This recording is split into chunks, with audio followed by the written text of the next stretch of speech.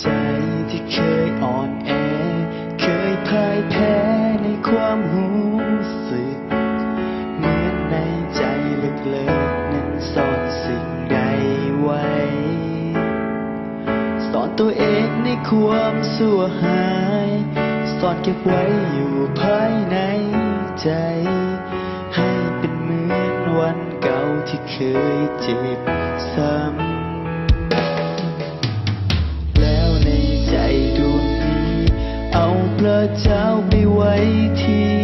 ใดหรือว่าภายในใจบ่มีอีกแล้วเห็นพระองค์บ่มีความหมายสั่งเหตุใดจึงลืมได้ลงแล้วไปมัวลุ่มหลงในโลกของมันกลับใจไม่ได้แล้วกลับคืนมาหาพระองค์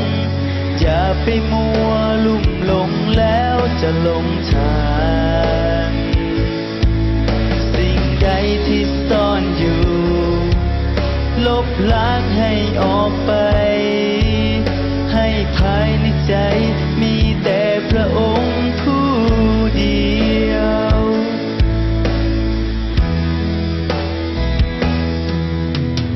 ใจที่เคยอ่อนแอเคยพ่ายแพ้ในความรู้สึกเหมือนในใจลึกๆนั้นซ่อนสิ่งใดไว้สอนตัวเองในความสั่วหายซ่อนเก็บไว้อยู่ภายในใจให้เป็นเหมือนวันเก่าที่เคยเจ็บซ้ำแล้วในใจดวงนี้เอาพระเจ้าไปไว้ที่ใดหรือว่าภายในใจบ่มีอีกแล้วเห็นพระองค์บ่มีความหมายสั่งเหตุใดจึงลืมได้ลงแล้วไปมัวลุ่มหลงในโลกของมันกลับใจไม่ได้แล้วกลับคืนมาหาพระองค์อย่าไปมัวลุ่มหลงแล้วจะหลงทางสิ่งใดที่ซ่อนอยู่ลบล้างให้ออกไปให้ภายในใจมีแต่พระองค์ผู้เดียว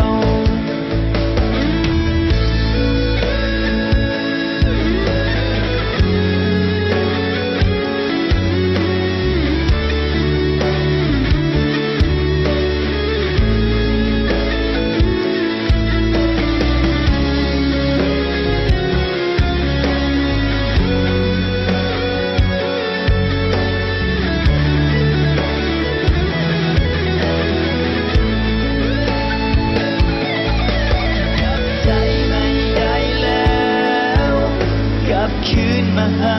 พระองค์อย่าไปมัวลุ่มหลงแล้วจะหลงทางสิ่งใดที่ซ่อนอยู่ลบล้างให้ออกไปให้ภายในใจ